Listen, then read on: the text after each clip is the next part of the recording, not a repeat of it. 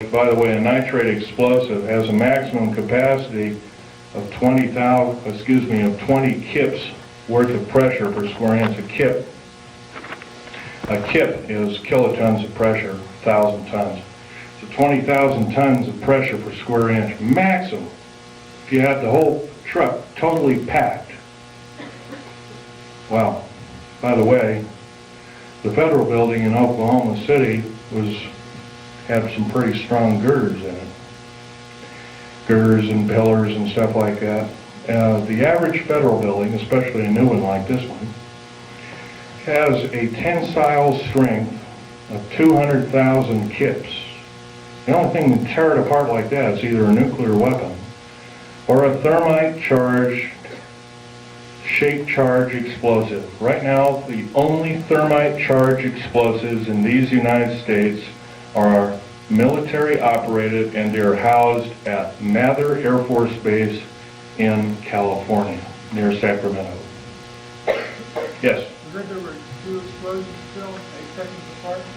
I wasn't really aware of that, but if there were 2 explosions, I would assume that one was either a reverberant explosion or it was an atmospheric explosion. It was on the seismograph at the university. It wasn't an echo.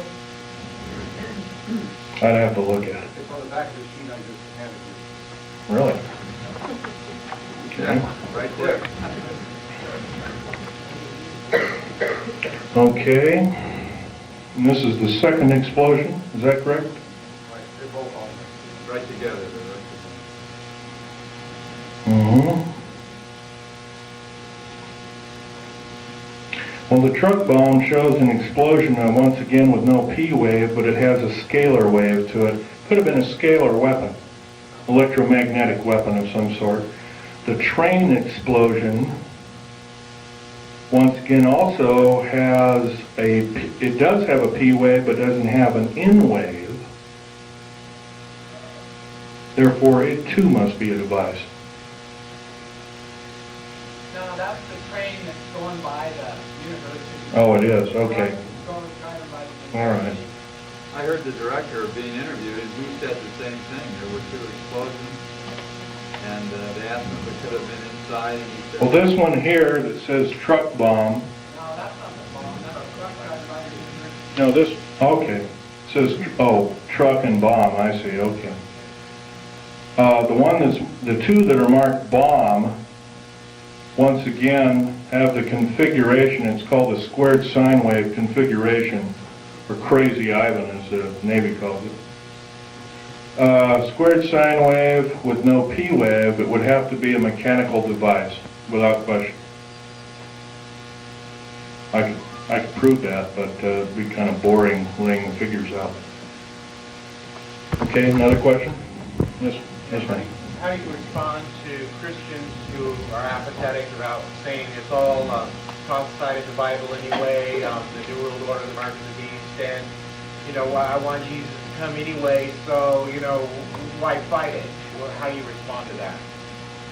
Prudence. What you know best to be. Pray about it. Prayer. That's the only prudence around worth saving. Next. This lady here has a question. Okay. Is it true that you know if there's anything about this government reporting on the TV, or that they kind of just have colonies online? It's quite a possibility because, for instance, the New World Order and the elite, as we call it, built and funded Hubble telescope. Remember also that telescope, the one that orbited Mars, was supposedly shut down. That was another lie, total lie.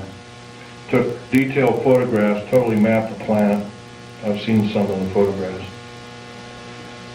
The face on Mars is a reality. There, at one time there was a civilization. That's been proven. Computer enhancement photograph, and it was broken down by a supercomputer and proved it to be a intelligent made device rather than a hunk of rock with a funny shadow on it that NASA told us, another lie. Once again, you have to remember it. These people cannot tell the truth. In days past, they were called the sons of Belial, the ones that could not tell the truth. We have to consider them our enemy. Next, this fellow. Yes, they do have bases on Mars. Have you heard of that possibly these graves are part of the experiments which our government are doing under base of taking the synthetics and all these creatures that perhaps they're manufacturing? No, sir, I can tell you right now that's not so. They have a copper oxide for a blood, similar to an octopus, a cephalopod, or an insect, or a spider. Another thing is their chromosomal structure is totally different. Their cellular structure is totally different. No, sir, that's not true at all. Are there any good aliens up there? Some people think that perhaps... Probably so. There's supposedly a group from that I've heard from different sources, fairly accurate sources at that some of them came from the Pleiades, but right now they're supposedly having an all-out war with the Greys, and they had to leave us, and they left us anywhere from a couple of years ago to 4 years ago.